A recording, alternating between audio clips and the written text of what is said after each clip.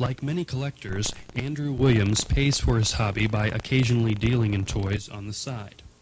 Though he buys new toys to sell, he collects mainly older toys, particularly monsters from the 60s and 70s. Andrew was already well into his adult life before he rediscovered his old love.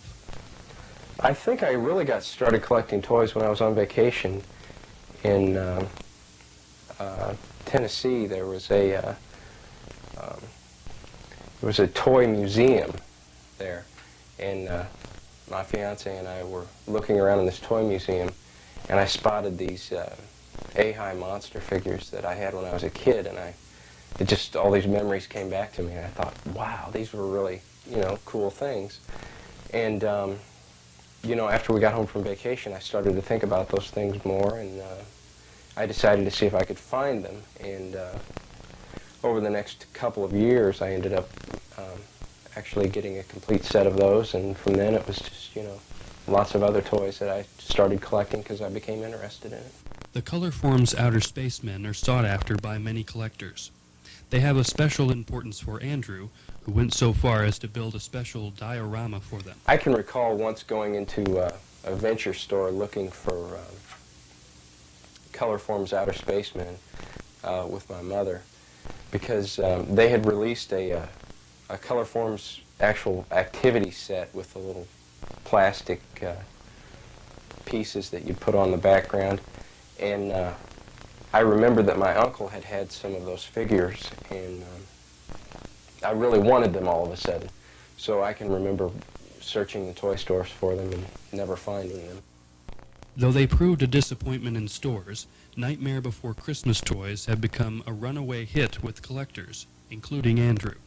The animation was at a new level. It was beautifully made.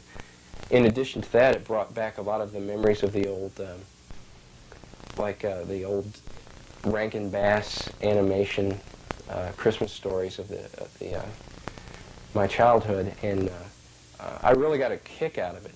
And as soon as the toys came out, I thought the toys were very well made, and I really liked them, and I just snagged up as many as I could.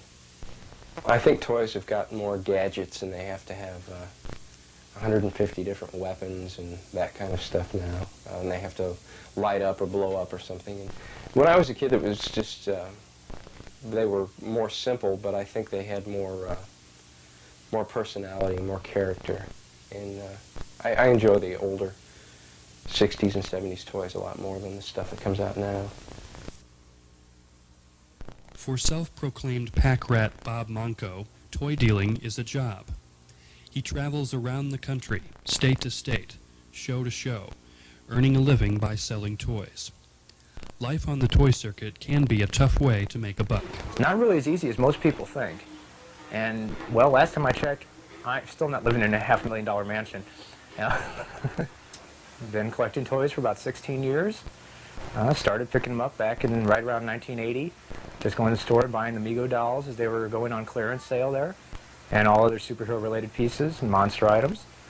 And just over the years, kind of expanded out to picking up cooler things, animation cells, some movie posters, a couple of props here and there, whatever kind of caught my fancy. 10 years ago, people looked at you really weird if you said you collected toys. They're like, why would you want to? Well, now it's very acceptable, just like with comic books. Comic books gained acceptability, and all of a sudden the toys just seem to follow, because most of the toys that are out there are comic book related or science fiction or horror related. As far as the Universal monsters go, the creature is the only thing I collect. I really don't care about the Frankenstein, Dracula, Wolfman, Mummy, per se, just the creature. But I've always liked giant monsters that came and destroyed cities, and the creature was not a giant monster, but he looked like a monster. He didn't look like a man who had fangs. It's like, ooh, that was scary. Oh, I've always been fond of the wall plaque I'd picked up. It's a Vacuform, like approximately 2 foot by 3 foot wall plaque that has the same artwork as the wall it did. Came out in '61. You could order from the back of Famous Monsters magazine. And probably, since it was a three-dimensional Vacuform piece, about 2 inches in depth, probably most of them got even broken and damaged in shipping. The aquarium toy came out in '71 by Penplex. It's just really a neat toy you were supposed to put in the aquarium. It wasn't actually licensed through Universal. Henceforth, there's a couple extra like ridges and added onto his stomach, a little bit of different coloration. But it's obvious it was the creature. It was based on the Aurora model kit pose. Godzilla is just what they said. He's the king of the monsters. He's just too cool. I mean, it's large, you know, green dinosaur-like character that's pretty much indestructible. And some of the toys just are incredibly cool. This piece is Japanese Shogun Warrior Godzilla. It roars. It's similar to the US Mattel version. It has the fist of fire, and the feet are about the same with the rollers on it. But the figure itself looks completely different. It actually has the large plastic spines, and the head is molded completely different, and the tail looks like a Godzilla, a big 2-foot plastic Godzilla. Zeroids, their toy line came out in like 68, 69 for my deal. There was 4 different actual robots plus an alien that would self-destruct.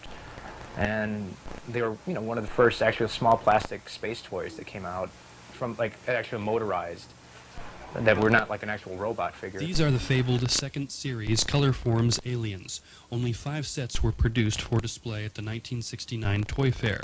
Bob Manco is one of the few people in the world to own some of these priceless gems. The Colorform Outer Spaceman. There's some prototypes from the second series that never got released. I have like 4 fairly decent ones, plus one that's missing a few parts out of the 6 that they did. It's just something that was really cool, and when I saw them, I had to have them. I've had so many different items that it's got to be something that's really rare or hard to find for me to really have an interest in it. I mean, if you've had something 25 times, you know it's not that rare, and you can always go ahead and find another one if you want to spend the money on it.